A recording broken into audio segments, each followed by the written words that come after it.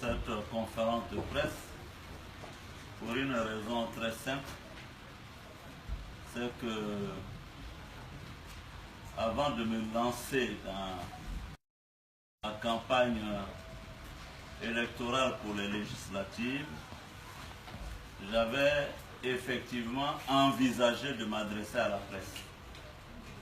Mais compte tenu des circonstances, je dirais, particulières, le fait que j'étais absent du pays et donc le fait aussi que les délais étaient très rapprochés de me porter candidat à nouveau, n'est-ce pas, au poste de député de la circonscription de Ferké commune. Je crois, vous conviendrez avec moi que c'est comme ça que ça aurait dû se faire. Malheureusement, des impondérables, indépendants de ma volonté, ne m'ont pas permis d'organiser cette conférence à Abidjan. Mais quelqu'un disait mieux vaut tard que jamais. Donc aujourd'hui, je suis devant vous pour vous annoncer, comme vous le savez déjà, que je suis candidat puisque, bien entendu, la campagne a été déjà ouverte. Ceci dit, j'ai décidé de me porter candidat pour être député de Ferké parce que je pense que c'est quelque chose d'important,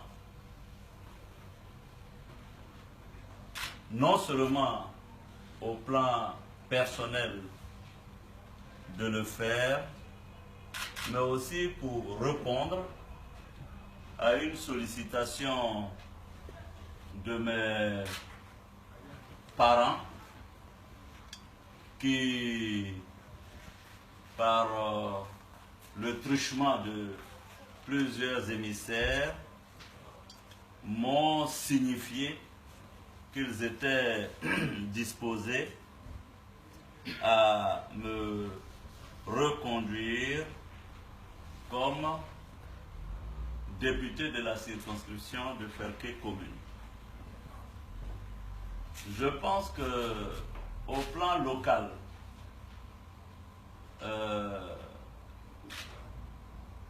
j'ai essayé pendant la législature dernière, au-delà de la mission de député et de président de l'Assemblée nationale, de véhiculer des valeurs qui sont propres à Ferké, au peuple Sénoufo, au peuple Nyarafolo.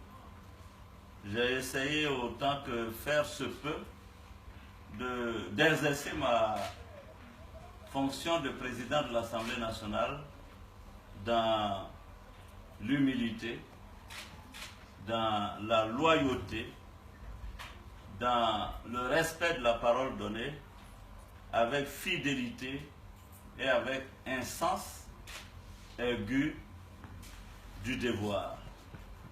Ce sont des valeurs qui nous ont été enseignées depuis notre tendre enfance.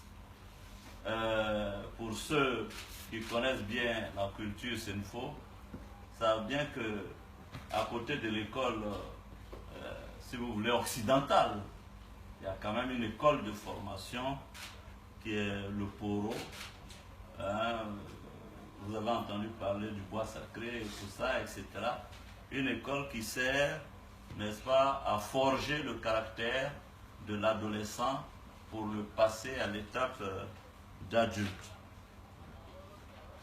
Donc, c'est en symbiose et en harmonie avec toutes ces valeurs et avec mes parents que j'ai décidé d'être candidat pour être député de Ferké.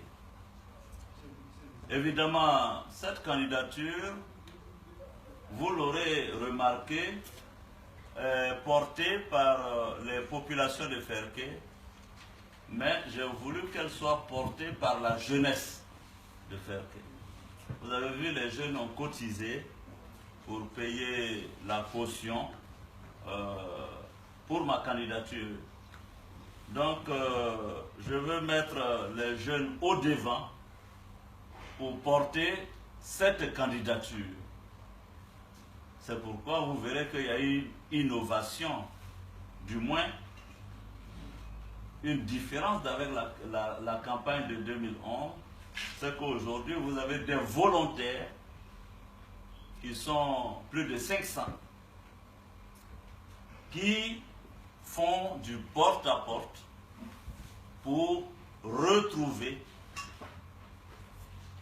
tous les électeurs, les sensibiliser et les motiver pour aller voter. Ça me paraît extrêmement important. Vous avez noté aussi que la chefferie, les dignitaires, les dépositaires de nos valeurs, de nos traditions, de nos us et coutumes ne sont pas en reste. Je les ai à l'entame rencontrés pour qu'ils puissent me donner leur accord, qu'ils puissent me donner leur bénédiction. Alors, mes ambitions pour ce mandat, c'est que je l'ai aussi annoncé, ce mandat sera mis sous le sceau du pardon et de la réconciliation, de l'union et de l'unité. Je suis de ceux qui pensent fondamentalement que le socle de la réussite et de la construction de la nation ne peut aller sans l'union des filles et fils d'un même pays. Donc pour moi, pour créer l'union, pour créer l'unité, il faudra évidemment pousser dans le sens de la réconciliation nationale.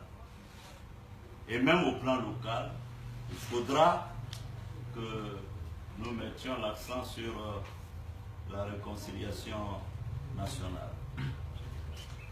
En ma qualité de, si je suis élu député, je le souhaite, j'espère que vous le souhaitez aussi, nous continuerons les actions que nous avions entreprises, notamment le social, parce que voyez-vous, je suis déjà passé dans des quartiers et beaucoup de problèmes se posent aux populations. Au plan de la santé, au plan des infrastructures, la pauvreté est remarquable. Vous savez, j'ai grandi ici à Ferké et on voit comment se détériorent certaines infrastructures qui pourtant faisaient la fierté de Ferké. Ferké a été un très très grand carrefour, aussi bien de la culture, un carrefour commercial, etc. Donc, il faudra mettre un accent, continuer sur le social. Mais j'aimerais aussi relever la question de la culture. Parce que, à mon avis, la question de la culture est quelquefois passée aux oubliettes. Pourtant, notre culture gagnerait à être valorisée. Et ça, c'est important. La diversité que constitue la Côte d'Ivoire mérite que les particularités au niveau de la culture soient connues par les uns et les autres.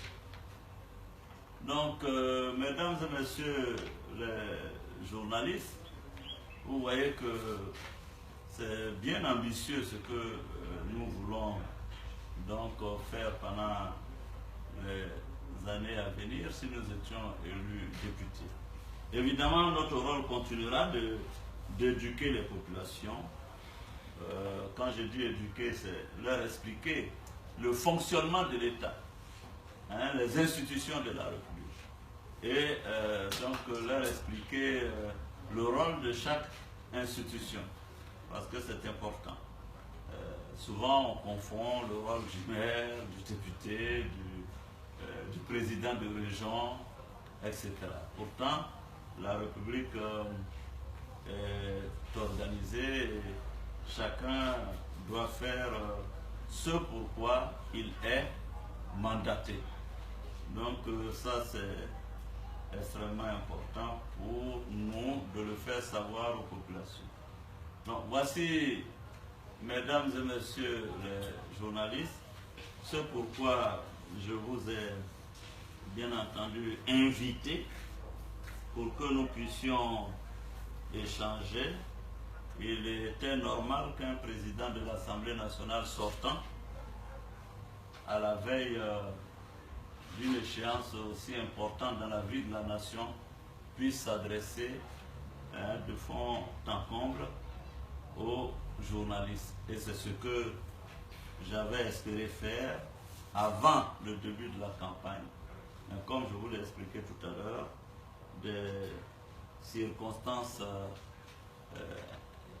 totalement indépendantes de ma volonté ne me permettent que de vous recevoir aujourd'hui seulement. Donc voici ce que j'avais à vous dire et je me tiens disponible et disposé si d'aventure il y avait des questions sur le propos que je viens de tenir. Merci. Merci, monsieur le journaliste. Est-ce que tout le monde ça peut m'aider à noter les questions pour moi? Parce que je suis inconfortable sur...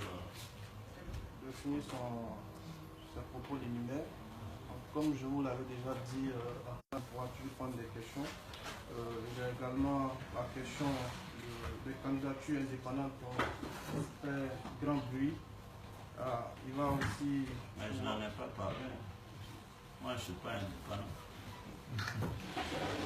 Le président va... Vous pourrez poser vos questions. Le président va certainement donner sa version des faits sur son récent voyage au Maroc avec tout ce que ça a créé comme rumeur ou déclaration à Abidjan. Son ambition à la présidence de l'Assemblée nationale et enfin donc terminé par les relations de M. Guillaume Soula avec le président de la République. Donc, ceci étant, on va ouvrir déjà une première liste de trois questions.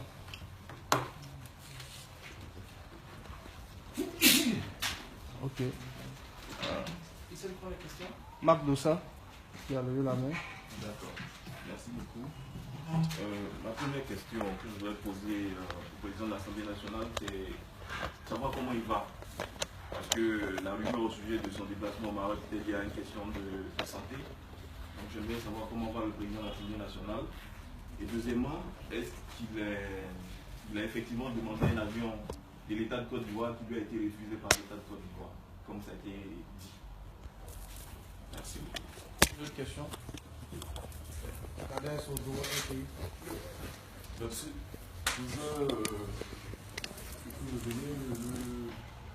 Le président de l'Assemblée nationale est la deuxième personnalité de ce pays. Il a dirigé donc cette institution pendant 5 ans. Au moment où il se représente, quel regard rétrospectif il jette sur sa gestion pendant les 5 ans? Deuxièmement, on va s'intéresser aussi à la rumeur. Il a parlé tantôt de refus d'avion. Les gens ont aussi parlé de perquisition chez le président de l'Assemblée nationale, chez certains de ses proches. Est-ce que la deuxième personnalité de ce pays se sent harcelée? Merci. Une troisième question. On va déjà répondre à deux questions. Monsieur Servet, vous me posez de mauvaises questions à chaque fois et j'ai des problèmes après. Hein? Donc je vais éviter vos questions. Hein? Bon, non, on va répondre à ces deux questions et puis après, je suis à votre disposition. Hein? Je rigole, hein? Je te chahute pas. Monsieur Marc Dossa, comment va le président de l'Assemblée nationale? Vous a-t-on refusé un avion? Bon, ça me permet de répondre une fois pour toutes et de façon décisive à des rumeurs, je ne comprends pas. La Côte d'Ivoire bruit tellement de rumeurs. D'abord, je vais bien, non? Même si je ne suis pas plus en forme que vous, je pense que je vais bien. Monsieur Dossa, je vais simplement vous dire que il n'y a pas plus faux que ce qu'on a dit aux Ivoiriens en affirmant qu'on m'a refusé un avion. Pourquoi on va me refuser un avion? Je ne sais même pas d'où sort cette affaire de refus d'avion. Et c'est ce qui me donne le sentiment, même la conviction, qu'il y a des gens, qu'il y a une officine qui existe pour distiller de fausses rumeurs à Abidjan et pour créer des problèmes. Ça peut être une tactique classique qui est de vouloir, à force de mensonges, de finir par laisser des traces. Et je sais que durant des années, il y a une officine qui est là, qui se dit, notre travail là, c'est de tout faire pour mettre le président Ouattara et son dauphin constitutionnel en parole. Si on réussit à les mettre en parole, on a réglé notre problème. Sinon, autrement, je ne vois pas ce qui s'est passé. La vérité est celle-ci. Le jeudi du mois de novembre, je devais me rendre à Bouaké parce que j'étais parrain des 70 ans du lycée classique de Bouaké. J'avais donné mon accord pour y aller. Quand dans la soirée, après le sport que je fais, j'ai ressenti une douleur dans le dos qui irradiait dans mon bras gauche. Où est le docteur Touré? Jeudi nuit. Toute la nuit du jeudi, j'ai eu du mal à dormir, me cherchant une position antalgique. Donc au petit matin, j'ai appelé le docteur Touré pour venir parce que je me sentais mal et je n'ai pas pu me rendre à Bouaké. Le docteur Touré a fait venir le docteur Cramo. Je dis leur nom pour que vous alliez les retrouver à Abidjan pour les interroger. Le docteur Cramo de l'Institut de cardiologie qui est venu me faire un ECG, électrocardiogramme, et qui m'a prescrit des médicaments que j'ai pris, dont la douleur a commencé à se rétracter, à se réduire. C'était jeudi. Jeudi nuit, vendredi. Donc vendredi, je n'ai pas pu aller à Bouaké. J'ai voulu tout faire pour aller samedi. Mon docteur personnel me l'a déconseillé. Donc je ne suis pas allé samedi. Et la douleur se réduisait. Donc, le samedi, j'ai appelé Ibrahim, le ministre Ibrahim Ouattara de Congo, le petit frère du président de la République, sur conseil de mes médecins. Je l'ai appelé pour lui demander, puisque le président le dimanche devrait être au Maroc, je crois, pour la COP22. Donc j'ai demandé à Ibrahim, chargé des affaires présidentielles, de me trouver un avion pour que j'aille au Maroc pour des examens complémentaires. Il m'a demandé quel jour je voulais aller. Puisque pour l'avion, on ne peut pas me refuser un avion. Comment on peut me refuser un avion? Je ne vois pas comment on ne peut pas me refuser un avion. Je suis un officiel de la République de Côte d'Ivoire. Donc Ibrahim m'a seulement demandé quand est-ce que je voulais me rendre au Maroc. J'ai fixé la date du mardi à 17 h. Parce que le mardi, je devais avoir une cérémonie avec l'ambassade des États-Unis à l'Assemblée nationale où on devait recevoir le vote électronique à l'Assemblée nationale. Donc j'ai fixé mardi 17h.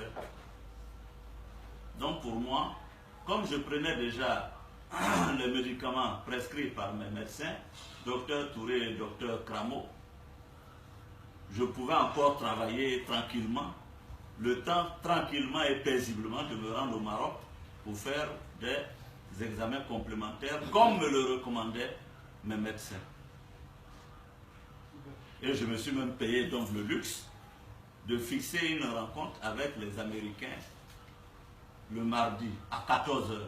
Si vous prenez les fiches à l'Assemblée, vous verrez que nous devions le faire mardi. C'est pourquoi je m'interroge, les journalistes n'ont pas fouillé. Alors, donc, le dimanche, j'appelle au Maroc mes amis pour informer Sa Majesté que je viens au Maroc mardi à 17h, je décolle à 17h pour le Maroc pour des analyses complémentaires. Ça, c'est le dimanche que je passe le message. On est d'accord. Le lundi, Sa Majesté m'appelle pour me dire « Ah, mais monsieur Soro, le mal que vous décrivez, je ne peux pas vous laisser attendre plus de quelques heures. J'ai déjà demandé qu'un avion médicalisé aille vous chercher. » Bon. Même vous allez dire non. Vous qui êtes assis devant moi, vous allez dire non. Un roi vous appelle. Il a fait décoller un avion médicalisé. Vous allez dire non. C'est comme ça que lundi, chamboulant tout mon programme, j'ai appelé Ibrahim pour lui dire, écoute, annule l'avion, puisque le roi vient de faire décoller un avion médicalisé pour venir me chercher. Voilà comment. Lundi, l'avion est venu. Je suis monté dans l'avion. Je suis allé au Maroc. De l'aéroport, on m'a conduit à l'hôpital militaire. Batterie de tests. Moi, je craignais pour mon cœur. On a fait les batteries de tests. Mon cœur, même vraiment, on peut même le prêter encore à un nouveau-né. Donc, il n'y a aucun problème. Le seul problème que j'ai eu, ce sont les cervicales. On m'a signalé qu'il y avait comme une sorte de compression de mes cervicales, ce qui touchait un nerf et c'est ce qui me faisait développer la douleur. Donc on m'a prescrit une minerve, c'est pas mode hein, quand je porte minerve. On m'a prescrit une minerve et un traitement. C'est ce que je suis. C'est tout. Donc je ne sais même pas d'où vient l'affaire de refus d'avion au président de l'Assemblée nationale. Donc ma santé, pour moi, ça va bien. J'ai quelques cervicales. Et vous, si vous connaissez le kiné, comment on appelle, Cissé. Cissé, il y a un kiné à Abidjan là-bas, on l'appelle Cissé. C'est lui qui traite mes cervicales aujourd'hui. Il me masse. Quand je suis venu au village, je n'ai pas pu venir à elle. Donc je porte la minerve pour ne pas que ça bouge trop. D'ailleurs, on m'a prescrit minerve là. C'est pour 2 mois. Après, on a pu me voir minerve. Je serai comme vous tranquillement. Vous voyez ce que je veux dire? Donc, vraiment, une bonne fois pour toutes, c'est que le président Ouattara ne m'a jamais... Est-ce que c'est à son niveau même un avion? Si moi je demande un avion, est-ce que c'est au niveau du président de la République? Donc le président de la République n'a pas autre chose à gérer dans Côte d'Ivoire que de donner avion à Guillaume ou de ne pas donner avion à Guillaume. Vous aussi. Enfin, voilà. Donc, arrêtez tous ce sont des gens qui sont à Abidjan là-bas cachés, qui créent des informations, qui créent des rumeurs, qui veulent créer la chienlit dans le pays. Et moi, je peux vous... Alors, là, je termine sur cette confidence. Comme nous sommes plusieurs responsables au niveau de l'État, moi, je peux vous affirmer, le président a donné clairement des instructions pour que le président de l'Assemblée nationale, et ça c'est pas maintenant, Ça, c'est depuis très longtemps. Quand j'étais encore Premier ministre avec lui, a donné des instructions très claires. Quand un président d'une institution demande donc un avion ou quoi que ce soit, on n'a même pas besoin de référer au président de la République. Donc, on ne m'a jamais refusé d'avion. J'avais 2 avions, un médicalisé qui avait décollé et un qui n'avait pas encore décollé. Bon, je ne sais pas si vous étiez à ma place, qu'est-ce que vous auriez fait? Merci. Alors, quel regard sur sa gestion de l'Assemblée nationale? Monsieur Kader Sogodogo, j'aurais été plus à l'aise que ce soit vous qui portiez un avis sur les 5 ans que j'ai passés à l'Assemblée nationale.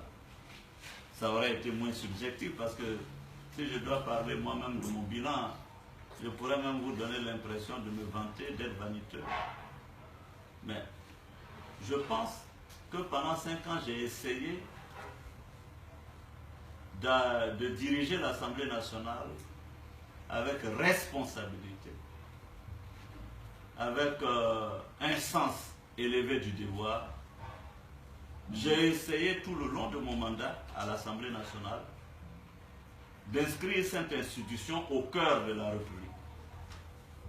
Bien sûr, il y a des choses que nous avons réussies, particulièrement comme la diplomatie parlementaire, comme les innovations à l'Assemblée nationale, au plan technique et technologique. Par exemple, le vote électronique que nous allons recevoir, ce sont des innovations. Il y a beaucoup de choses que nous avons eu à faire. Il y a des choses peut-être qui ont moins bien marché. Voilà. Mais je crois que les députés ont été présents en Côte d'Ivoire, dans les villages, dans les campements, dans les régions. Nous-mêmes, nous avons fait des tournées de sensibilisation sur l'ensemble du territoire. Vous vous souviendrez de nos passages à Gagnoua, dans la Nyebi, dans le Sanvi, l'Indénié et que sais-je encore. Donc nous avons essayé de donner un sens à cette législature. Chaque année, nous avons eu des thèmes phares que l'Assemblée a essayé de mettre, d'implémenter, de mettre en œuvre. Par exemple, comme le social, la solidarité, mais avant aussi, il y a eu plusieurs thèmes que nous avons développés. Donc, je pense que notre Assemblée nationale a essayé de tenir son rôle. Et bien que certains composants politiques n'étaient pas à l'Assemblée nationale, vous avez quand même pu apprécier la qualité des débats à l'Assemblée nationale. Ce n'était pas non plus des bénis oui-oui. Bien sûr que nous avions eu une orientation où il fallait, sur de grandes lois, sur de grands sujets, donner et voter de façon solidaire ces lois-là, mais nous avons fait avant tout le débat. Et le débat a été quelquefois houleux. Comme je l'ai toujours dit, le problème de la démocratie, ce n'est pas le débat, c'est l'absence de débat. Et j'ai voulu faire en sorte que notre assemblée soit une assemblée où il y a le débat, où il y avait des contradicteurs de bon niveau, de haut niveau, et que sur tous les sujets qui nous étaient présentés, les avis puissent, n'est-ce pas, converger à un moment donné. Donc, ça a été ça mon objectif. J'ai essayé de gérer cette assemblée de façon impartiale. J'ai essayé de gérer cette assemblée comme une grande composante de la nation ivoirienne. Et à des moments donnés, il n'y avait presque plus de PDCI, de RDR, d'indépendants. Nous étions les députés de la nation. C'est ce que je voulais inculquer aux députés ivoiriens, pour leur dire que nous sommes une institution, nous sommes un tout, et nous devons être ensemble solidaires. Je pense modestement avoir réussi à conduire cette institution. Évidemment, il y a des insuffisances. Je serais prétentieux de croire que tout a été bien réussi.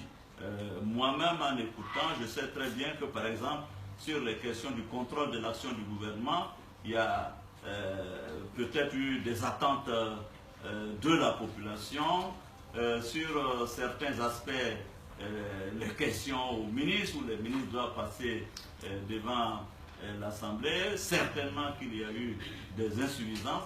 Et ce sont des raisons qui me motivent à penser qu'on ne peut pas tout faire en même temps. Il faut pouvoir faire les choses progressivement et que le nouveau mandat que je sollicite en qualité de député et les ambitions que je continue et je souhaite porter pourraient, n'est-ce pas, se concentrer, se focaliser sur les insuffisances que nous avons eues pendant les 5 ans de mandat à la tête de cette institution. Pour terminer sur ce bilan, je dirais que vous ne pouvez pas imaginer que ça n'a pas été facile de prendre l'Assemblée nationale dans les circonstances que nous avons connues. Quand j'arrivais à l'Assemblée nationale, il n'y avait pas d'infrastructure. Les bureaux étaient brûlés, tout était cramé. J'étais obligé de délocaliser à Yamso. Ensuite, au ministère des Affaires étrangères. Nous avons travaillé dans des conditions extrêmement difficiles. L'Assemblée, en tant qu'institution elle-même, était renouvelée à 85-90%. J'avais en face de moi de nouveaux députés qui n'avaient jamais exercé. Et c'est ceux-là qu'il fallait former. Il fallait réhabiliter les locaux. Il fallait trouver les infrastructures. Il fallait trouver les outils de travail. Et vous imaginez que nous l'avons fait en 5 ans. Nous avons réussi. Et c'est cette institution que nous avons rénovée. Ces députés pour qui nous avons fait plusieurs séminaires de formation.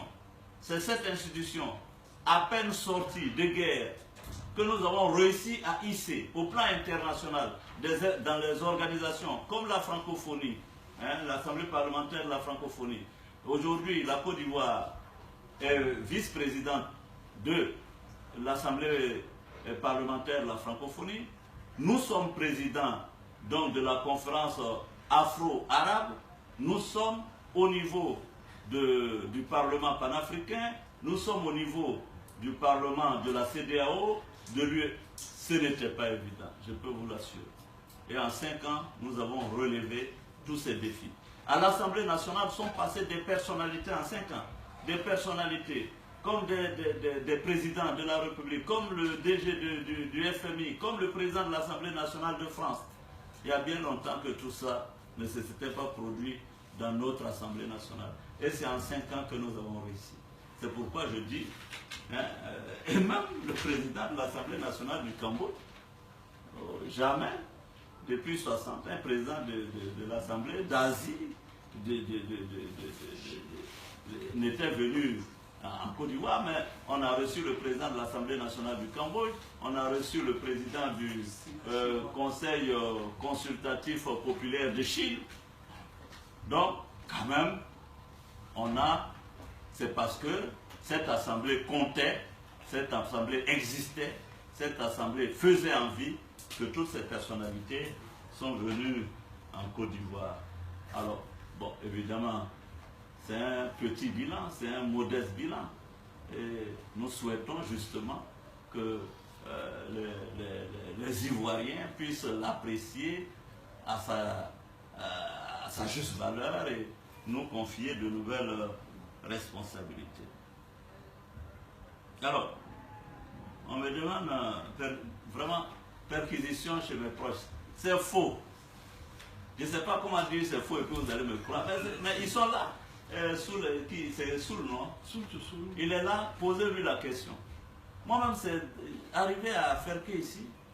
Quelqu'un m'appelle qu'on a perquisitionné. Je dis, mais comment perquisitionner chez Soul?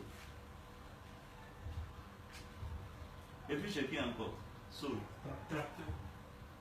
Pourquoi perquisitionner chez Tracteur? Le Jean Vagondo n'est pas chef de perquisition, il est chef d'état-major particulier du président de la République. Vous les journalistes devez faire attention parce que la République est organisée. Le chef d'état-major particulier du président de la République n'est pas commandant supérieur de la gendarmerie, n'est pas officier de police judiciaire, n'est pas... je ne sais pas. Le chef d'état-major particulier du président de la République ne peut pas ordonner une perquisition. Ou bien c'est écrit, où est la loi, ou bien comme il y a une nouvelle constitution, non, vraiment, ce n'est pas son travail. Ce n'est pas son travail. Pourquoi lui va aller faire une perquisition, le général Bagondo, que je connais très bien, qui est un ami, un frère avec qui nous avons de longues années travaillé ensemble et que nous continuons. Donc, je n'ai même pas jugé utile de l'appeler, c'est faux. Les gens mentent. Je vous dis, il y a une officine là. La même officine qui dit qu'on m'a refusé un avion. C'est la même officine qui est en train de raconter que mes proches sont perdus. Comme pour essayer de créer une ambiance délétère dans le pays. Mais malheureusement pour eux, nous sommes, je veux dire, donc habitués à cette tactique classique qui consiste à distiller des rumeurs en espérant que mal an, bon an, on finisse par réussir à laisser des traces. Donc, c'est absolument faux. Quand je suis revenu, d'abord quand j'étais au Maroc malade, le président Ouattara m'a appelé, son épouse et moi on était en contact. Hein, quand vous m'avez vu à la messe, etc., etc. Bon, donc vraiment, je suis là. Ils savent que je suis à Abidjan ici, à Bois, comme une première question qui m'ont été posées. Sermé pose ta question, toi tu aimes me fatiguer. Les questions. J'espère que c'est une question. Non, non, oui, c'est trois petites questions. La première question est un peu locale. Il y a quelques années de cela, vous avez annoncé la mise en place d'un fonds pour les populations de Ferté. Au moment où Qatar a rencontré encore le voix de cette population, quel est le bilan de ce fonds? Ça, c'est une bonne question. Ouais. Deuxième question, comment percevez-vous les candidatures uniques et indépendantes au cours de ces législatives? Est-ce le signe d'une vitalité démocratique quand on sait que certains partis ont décidé de sanctionner des cadres qui ont décidé d'aller jusqu'à sous la bannière indépendante? Et puis ma dernière question, Monsieur le Président, quel est le commentaire que vous inspire le désaccord entre les partis membres du RHDP et qui a même occasionné le départ de 2 groupes du gouvernement? Merci. Vous donne-moi les questions comme sur les notes.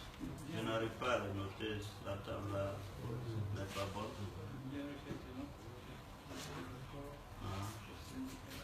Mais sur le fond là, je vais être honnête avec vous, celui qui gère là s'appelle Lambert. Moi j'ai mis les fonds à disposition. C'est lui, si vous voulez bien savoir, il n'a qu'à vous dire la vérité parce que moi le fonds est effectivement créé, il existe. Nous avons fait le premier dépôt. Je ne me souviens plus si c'était l'année dernière ou l'année d'avant. Ensuite, il était prévu que chaque année, on fasse un dépôt. Donc, honnêtement, M. Sermé, c'est Lambert qui a géré. Donc, je ne sais pas comment ça s'est passé. Mais je crois que, ou bien, voilà, il n'a qu'à donner les réponses parce que, après, c'est pour dire que je vous ai trompé. Le bilan du fonds. S'il me donne des éléments, je vais vous...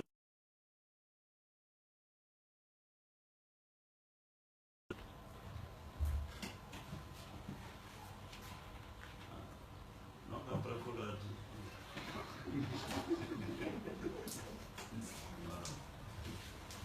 Donc, alors la deuxième question, quelle est votre analyse des candidatures indépendantes? Indépendante, je me dis, tiens, c'est parce que peut-être on a réussi à faire connaître l'Assemblée nationale. L'Assemblée nationale maintenant intéresse tous les Ivoiriens. Vous voyez ce que je veux dire? Tous les Ivoiriens. Parce qu'avant, bon, je ne pense pas qu'il y avait autant d'indépendants. Donc, ça veut dire que l'Assemblée n'a pas d'intérêt pour l'Assemblée nationale. Évidemment, l'explosion des candidatures indépendantes en dehors, le deuxième sentiment, en dehors donc des partis formels, hein, des partis politiques formels, là, pouvait être un problème pour les formations politiques, puisque l'intérêt des formations politiques, c'est justement d'avoir le maximum de candidatures à parrainer. Dans le pays, ça peut expliquer l'explosion des candidatures indépendantes. Et puis deuxièmement, le mode de désignation des députés au sein des formations politiques. Donc je pense que c'est l'un et l'autre. Maintenant, vous me demandez, est-ce que j'aime les indépendants ou j'aime pas les indépendants? Est-ce que j'aime les candidats des partis? Moi-même, je ne suis pas indépendant. Je suis un candidat qui a été désigné d'abord à la base par le RDR, ensuite qui a été adoubé par notre alliance, le RHDP. Et je pense que ce qui aurait été souhaitable, c'est justement que l'alliance que nous constituons ou les autres partis de l'opposition puissent avoir la possibilité de parrainer le maximum de candidatures. Hein, ça aurait facilité les choses pour la vie de la nation. Alors, quelle est votre analyse du désaccord au sein du RHDP? Bon, moi j'étais malade touché. Vous me posez une question où j'étais quand j'étais pas là. Ou bien Touré s'est autorisé. Moi j'étais malade, j'étais pas là quand. J'étais pas là. Bon, évidemment, je pense que ce qui s'est passé, le président de la République, les membres de la direction comment on appelle la direction du RHDP, non? Le directoire du RHDP devait prendre des décisions.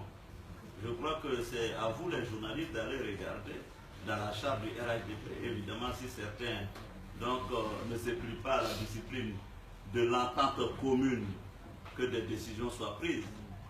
Mais je suis convaincu que dans l'optique de rassemblement, de réconciliation, c'est sûr que, tel que je connais le président Ouattara, je pense qu'il se donnera à tout moment les moyens de réussir la réconciliation et le rassemblement, hein, au sein de la classe politique. Parce que n'oubliez pas que le président Ouattara s'est battu corps et âme pour pouvoir réussir à créer cette alliance. Vous voyez ce que je veux dire? Donc, ne dramatisez pas non plus ces choses-là. Parce que même quand vous tous, j'espère que vous êtes tous mariés, même femme que tu aimes, que tu as pris pour marier, et où est qu'elle t'a marié, vous pouvez faire parler à la maison de temps en temps. Ou bien c'est pas ça. Mais ça ne conduit pas forcément ou inéluctablement à un divorce. Hein? Vous vous battez de temps en temps pour mieux vous retrouver. Vous voyez ce que je veux dire? Donc j'espère que ce sera ça. Parce que je suis convaincu que quand on est au pouvoir, ce que nous devons réussir le mieux, c'est de rassembler. Merci. La question de Lambert, après, il va répondre parce que...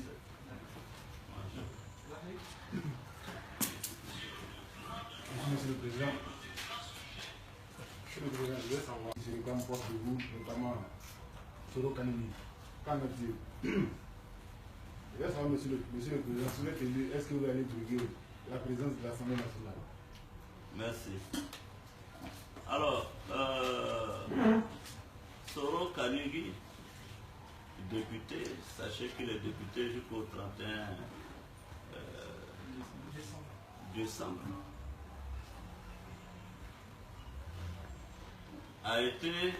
C'est apporté sa candidature au RDR, c'est ça, il a demandé au RDR de l'investir. Alors,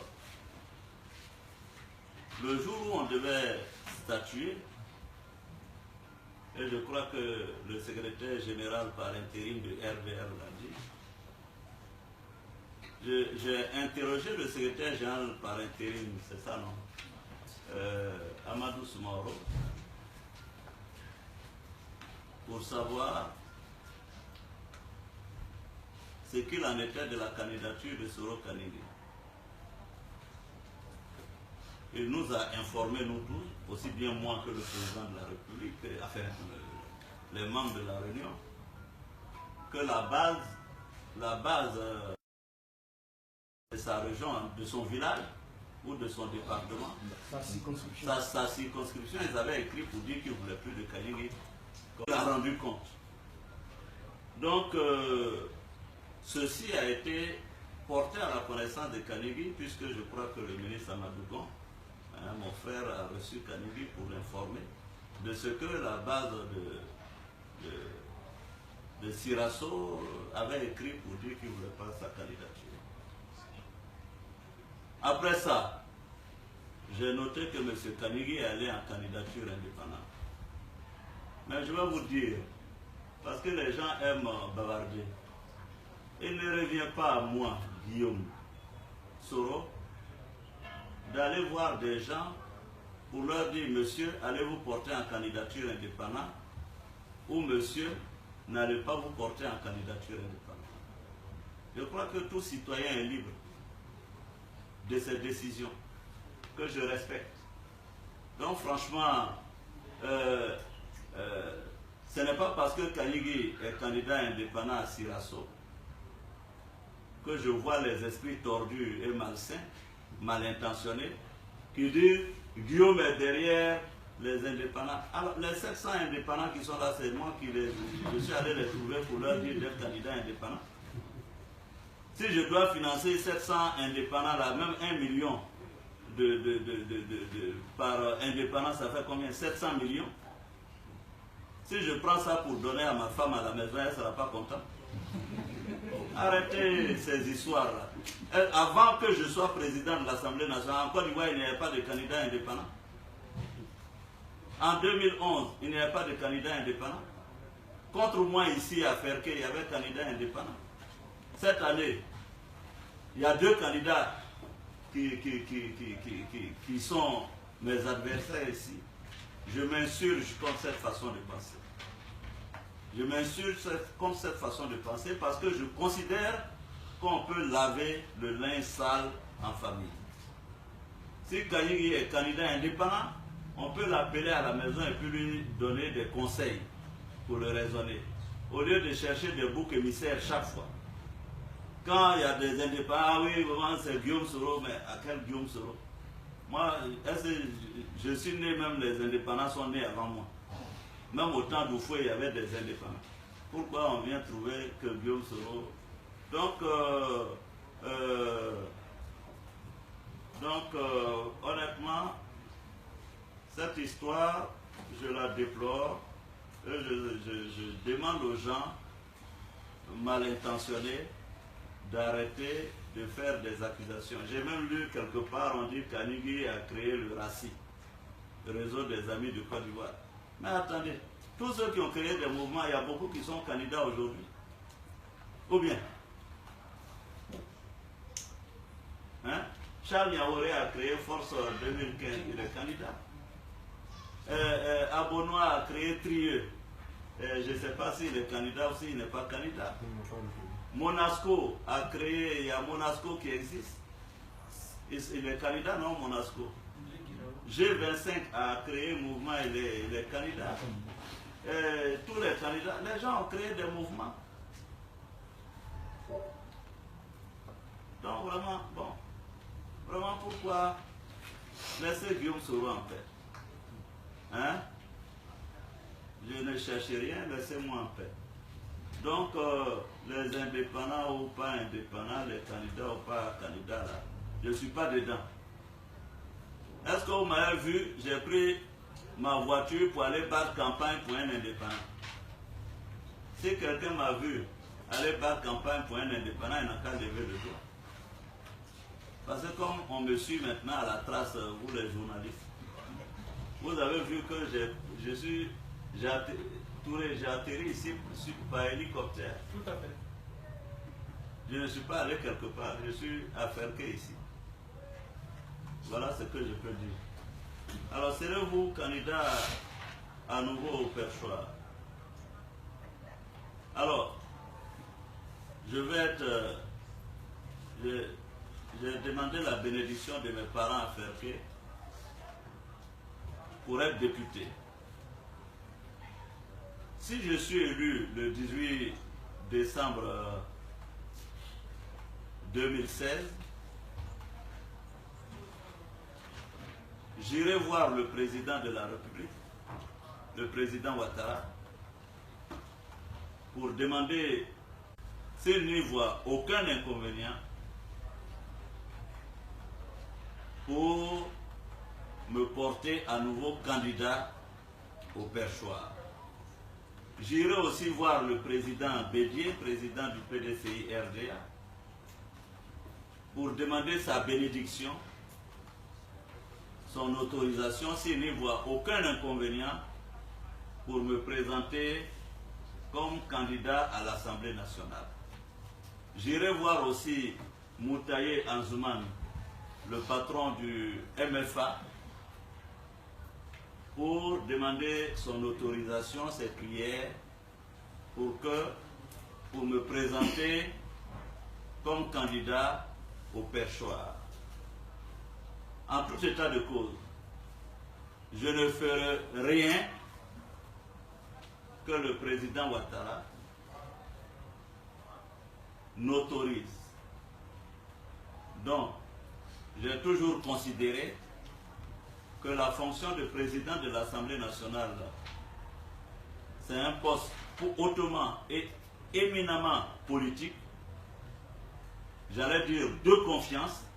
Bon, comme maintenant, le président de l'Assemblée n'a plus le dauphinat constitutionnel que c'est le vice-président, il y a certainement moins d'enjeux là-bas, mais je ne ferai rien que le président Alassane Ouattara n'autorise. Je vous l'ai dit, mon éducation, ma culture m'imposent la loyauté et la fidélité. Je demeure loyal et fidèle au président Ouattara. Et ce n'est qu'avec sa bénédiction, son accord, son autorisation, que je me porterai candidat au perchoir. Il en va de même et de Moutaye Anzoumane, avec qui nous sommes en alliance. Évidemment, j'entends dire qu'il va être président de l'Assemblée nationale. Je lui demanderai seulement d'aller être député d'abord. Hein? Donc, tous ceux qui veulent être président de l'Assemblée nationale, ils ont raison, c'est légitime, c'est normal, c'est la démocratie. J'espère simplement, moi, avoir l'avantage et le privilège du soutien du président Ouattara, du président Bédié. Est-ce que je peux avoir un verre d'eau? Je pense qu'il y a d'autres questions. Oui. Oui, encore quelques questions. Il faut les laisser poser. Donnez-moi le verre d'eau et ce sera bon, on pourra continuer. Oui, voilà. Pendant qu'on fait le break, Lambert va faire un point sur le... Voilà, Lambert, faut dire où tu as mis.